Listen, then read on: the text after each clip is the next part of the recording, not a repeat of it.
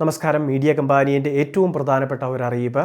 കേന്ദ്ര സർക്കാരിൻ്റെ ഏറ്റവും പ്രധാനപ്പെട്ട ഒരു പദ്ധതി നമ്മളുടെ രാജ്യവ്യാപകമായിട്ട് ജൂലൈ മാസം 1-ാം തീയതി പ്രാബല്യത്തിൽ വരുത്തുകയാണ്. Viksit Bharat guarantee for Rozgar and Ajeevika mission, അതായത് VBG റാംജി എന്ന് പറയുന്ന ഒരു പുതിയ പദ്ധതി. പഴയ ഒരു പദ്ധതിയുടെ പേര് മാറ്റി പുതിയ സംവിധാനങ്ങൾ, അതോടൊപ്പം തന്നെ പുതിയ നിയമവ്യവസ്ഥകളെല്ലാം ഇതിൽ ക്രമീകരിച്ച് അതോടൊപ്പം തന്നെ 125ഓളം തൊഴിൽ ദിനങ്ങൾ ഉറപ്പുവരുത്തിയാണ് ഈ പദ്ധതി അവതരിപ്പിക്കുന്നത്.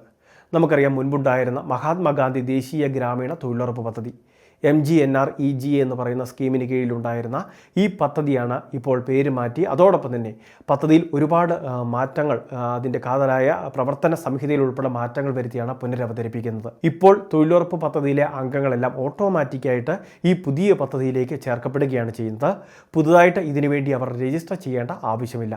പക്ഷേ ഇതുവരെ രജിസ്റ്റർ ചെയ്യാത്ത ഓരോ വാർഡ് അടിസ്ഥാനത്തിലും നിരവധി ഗുണഭോക്താക്കൾ ഈ പദ്ധതിയുടെ ഭാഗമാകാൻ താല്പര്യമുള്ളവരുണ്ടാകും.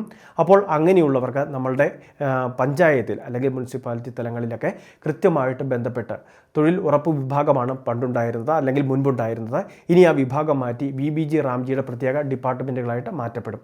ഈ ഒരു ഡിപ്പാർട്ട്മെൻ്റ് ആയിരിക്കും തൊഴിൽ ദിനങ്ങളുടെ ഉൾപ്പെടെയുള്ള കാര്യങ്ങൾ, അതോടൊപ്പം തന്നെ മസ്റ്റ്രോൾ വിതരണം, ആ കാര്യങ്ങളെല്ലാം മുൻപ് ക്രമീകരിച്ചതുപോലെ തന്നെ അതേ രീതിയിൽ തന്നെ തുടരുകയും ചെയ്യുക. ഇതിൽ ഏറ്റവും കൂടുതൽ പ്രയോജനം ലഭിക്കുന്നത് തൊഴിലാളികൾക്ക് തന്നെയാണ്. തൊഴിൽ ദിനങ്ങൾ 125 ഉയർത്തുമെന്നാണ് കേന്ദ്ര സർക്കാർ അറിയിച്ചിട്ടുള്ളത്. ഈ പദ്ധതിക്ക് വേണ്ടി 95,000 കോടി രൂപയ്ക്ക് മുകളിൽ തന്നെ ഇപ്പോൾ കേന്ദ്ര സർക്കാർ അനുവദിച്ചു കഴിഞ്ഞു. സംസ്ഥാന സർക്കാരും ഇതിൽ ഒരു നിശ്ചിത ഗഡു ഇപ്പോൾ സംസ്ഥാന ബഡ്ജറ്റിലൂടെ അനുവദിച്ചു കഴിഞ്ഞു. 60:40 എന്ന തോതിലായിരിക്കും കേന്ദ്ര സംസ്ഥാന ഫണ്ട് വിതരണം നടക്കുക. അതുകൊണ്ട് തന്നെ തൊഴിൽ ദിനങ്ങൾ പൂർത്തിയായി മസ്റ്റ്രോൾ സമർപ്പിച്ചു കഴിഞ്ഞാൽ, അതായത് തൊഴിൽ ദിനങ്ങൾ പൂർത്തിയാക്കി അതിൻ്റെ കൃത്യമായിട്ടുള്ള എസ്റ്റിമേറ്റ് കൊടുത്തു കഴിഞ്ഞാൽ, കൃത്യമായിട്ട് പറയുകയാണെങ്കിൽ 15 ദിവസത്തിനുള്ളിൽ തന്നെ ഗുണഭോക്താക്കളുടെ അല്ലെങ്കിൽ തൊഴിലെടുത്തവരുടെ ബാങ്ക് അക്കൗണ്ടിലേക്ക് അവരുടെ പണിക്കൂലി കൃത്യമായിട്ട് ക്രെഡിറ്റ് ആവുന്നതായിരിക്കും. ആധാറുമായിട്ട് സീഡ് ചെയ്തിട്ടുള്ള അക്കൗണ്ടിലേക്കായിരിക്കും തുക ക്രെഡിറ്റ് ആവുക. അതുമാത്രമല്ല, 125ഓളം തൊഴിൽ ദിനങ്ങൾ ഇവിടെ പറയുന്നുണ്ട്. നിലവിലുള്ള ശമ്പളം, അതായത് പ്രതിദിന വേതനം പുതുക്കി നിശ്ചയിക്കുമെന്നും അതായത് തുകയിൽ വർധന ഉൾപ്പെടെ വരുത്തുമെന്നും കേന്ദ്ര സർക്കാർ അറിയിക്കുകയും ചെയ്തിട്ടുണ്ട്. ഇനി അത് മാത്രമല്ല, പുതുതായിട്ട് തൊഴിലെടുക്കാൻ താല്പര്യമുള്ളവരെ സംബന്ധിച്ചിടത്തോളം നമ്മളുടെ പഞ്ചായത്ത് വഴി രജിസ്ട്രേഷനും ചെയ്യാം. 15 ദിവസത്തിനുള്ളിൽ തന്നെ അവർക്ക് പുതിയ തൊഴിൽ കാർഡുകൾ ഇഷ്യൂ ചെയ്ത് നൽകും. റോസ്ഗാർ ഗ്യാരണ്ടി കാർഡ് എന്ന രീതിയിൽ പുതിയ കാർഡുകളായിരിക്കും ഇനി മുതൽ ലഭ്യമാവുക. അതുമാത്രമല്ല, പഴയ മഹാത്മാഗാന്ധി ദേശീയ ഗ്രാമീണ തൊഴിലുറപ്പ് പദ്ധതിയിലെ അംഗങ്ങൾക്കും പിന്നീട് ഇത്തരത്തിൽ ഒരു പുതിയ കാർഡ് ലഭിക്കുന്നതായിരിക്കും.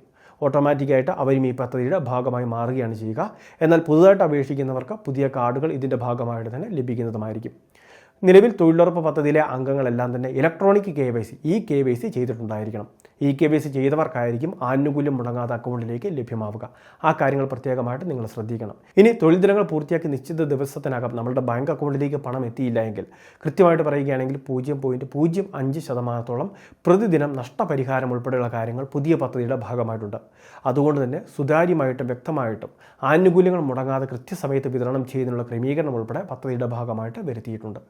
സംസ്ഥാന വ്യാപകമായിട്ട് പദ്ധതി നടപ്പിലാക്കുകയാണ്. ജൂലൈ മാസം 1-ാം തീയതി മുതൽ പദ്ധതി പ്രാബല്യത്തിൽ വരികയും ചെയ്യും. ഗ്രാമപ്രദേശങ്ങളിലെ പൊതുവായിട്ടുള്ള വിവിധ മേഖലകളിലായിരിക്കും ആദ്യഘട്ടത്തിൽ, അതായത് നമ്മളുടെ ഗ്രാമപ്രദേശത്തെ വികസനത്തിനുതകുന്ന വിവിധ പദ്ധതികളൊക്കെ ആയിരിക്കും ഇതിൻ്റെ ഭാഗമായിട്ട് നടപ്പിലാക്കുക. അതോടൊപ്പം തന്നെ തരിശായി കിടക്കുന്ന നമുക്ക് ഭൂമി ഉണ്ടെങ്കിൽ അങ്ങനെയുള്ള ഭൂമിയൊക്കെ ഏറ്റെടുത്ത് വിവിധ ജനോപകാരപ്രദമായിട്ടുള്ള കൃഷി രീതികൾ, മറ്റ് പദ്ധതികൾ ആവിഷ്കരിക്കുന്നതിനുള്ള പ്രത്യേക പദ്ധതികൾ ഉൾപ്പെടെ ഇതിൻ്റെ ഭാഗമായിട്ട് നടപ്പിലാക്കും. അപ്പോൾ ഇങ്ങനെയുള്ള പദ്ധതിയുടെ ഭാഗമാകണമെങ്കിൽ തീർച്ചയായിട്ടും VBG റാംജി പദ്ധതി രജിസ്റ്റർ ചെയ്യേണ്ടതുണ്ട്.